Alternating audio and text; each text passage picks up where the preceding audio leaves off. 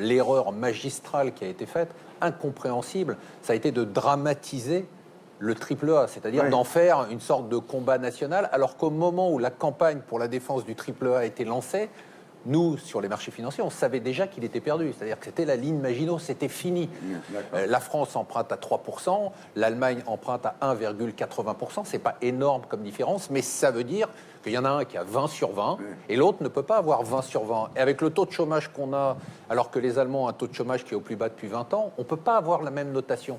Donc c'était déjà un combat perdu d'avance. Les Français, on compare aujourd'hui au modèle allemand, il y a une divergence de modèle, il ne date pas de 4 ans, il date de 30 ans. En 2007, nous n'étions pas, par rapport à l'Allemagne, dans la situation d'aujourd'hui. Nous avions un taux de chômage inférieur à l'Allemagne et la dette française était de 4 points inférieur à celui de l'Allemagne. On est dans une divergence de modèle. Je pense que ce n'est pas simplement financier. On a d'un côté un consensus social. On a un modèle de consensus social à l'allemande qu'on connaît, qu'on décrit tous les jours. On est, nous, dans un mode d'affrontement. Même les discours qu'on entend ici sont des discours d'affrontement. En Allemagne, on peut avoir un affrontement, mais la volonté est de faire avancer le pays. Le rôle des syndicats en France et le rôle des syndicats en Allemagne est extrêmement différent. Aujourd'hui, les Allemands ont accepté, dans leur intégralité, il y a 20 ans, quand on a eu la réunification de l'Allemagne, ils ont accepté des sacrifices. Bien sûr. On a eu dans des entreprises l'acceptation du chômage partiel avec un gel des salaires dans l'espoir, et cet espoir aujourd'hui il arrive, de voir son salaire augmenter quand les choses iront bien. C'est la différence entre un Volkswagen, un Peugeot et un Renault. Que l'idée d'opposer en permanence les riches, les pauvres, cette dialectique-là, je pense que c'est déjà un problème pour le pays. C'est marxiste, vous trouvez ça marxiste? Les syndicats en Allemagne n'ont pas ce discours de lutte des classes. On est encore dans la lutte des classes et on n'y arrivera pas. C'est-à-dire qu'on ne sortira pas, je suis désolé, je pense que c'est votre discours qui fait qu'on ne sortira pas de la crise. Est-ce que la France n'est pas condamnée finalement à devenir ce que Michel Houellebecq prédisait dans son dernier livre, La carte et le territoire, c'est-à-dire une espèce de musée comme ça, de musée géant? La France a une richesse extraordinaire qui, contrairement à ce qu'on dit, est quand même assez bien répartie, c'est son patrimoine. Aujourd'hui, ce qui sauve la France, ce qui fait que la France n'est pas la Grèce, n'est pas l'Espagne, n'est pas l'Italie, c'est le patrimoine des ménages français. La dette française, c'est 1700 milliards d'euros.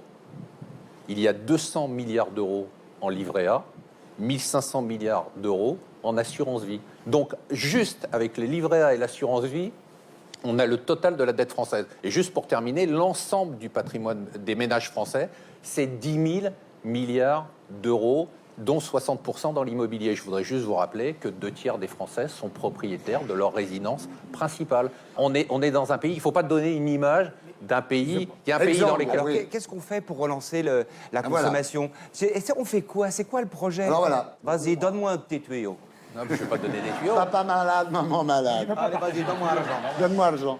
Non, mais comment on fait? C'est-à-dire quoi? On augmente le SMIC et les gens vont consommer parce que les classes populaires, ils consomment. Et ils sont obligés de consommer parce que pour manger, pour payer leur loyer, etc. Ils dépensent tout. Alors que les gros revenus, ils capitalisent, sont assis sur leur tas d'or une fois qu'ils ont 8 piscines. Après, qu'est-ce qu'ils font? Et l'argent, il ne sert pas, il ne tourne pas. Alors,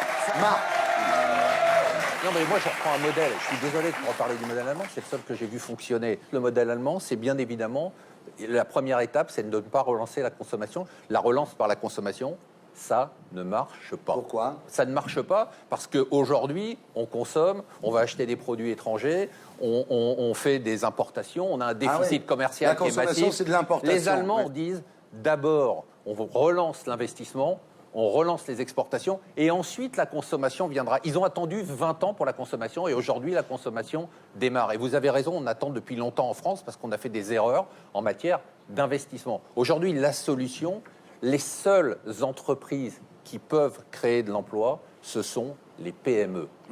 Ce sont les artisans.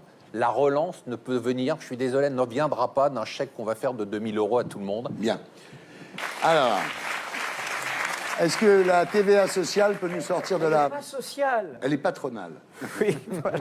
Elle n'est pas sociale, cette TVA. Non, je pense que le timing de l'annonce de cette mesure est juste dramatique. C'est-à-dire que ce n'est pas du tout le moment. De la même façon, faire un sommet social à quelques semaines des élections, quelques mois, ça fait partie de cette ambiance d'agitation qui est anxiogène. Oui, comme la taxe Tobin. Comme la taxe Tobin, qui est une bonne idée. Comme la taxe Tobin, qui est une aberration si on la fait seule. Ça, c'est sûr. Si on la fait même au niveau de la zone euro, elle sera sert à rien parce que tout le monde s'organisera et c'est déjà organisé pour être à Londres, à New York ou en Asie. Donc c'est déjà inutile. Ce qu'il faut bien comprendre, c'est l'agitation est anxiogène et à partir du moment où on est dans une ambiance anxiogène, la consommation s'arrête. Si l'État était fiable, il y aurait de la confiance. S'il y avait de la confiance, il y aurait moins d'épargne et il y aurait plus de consommation.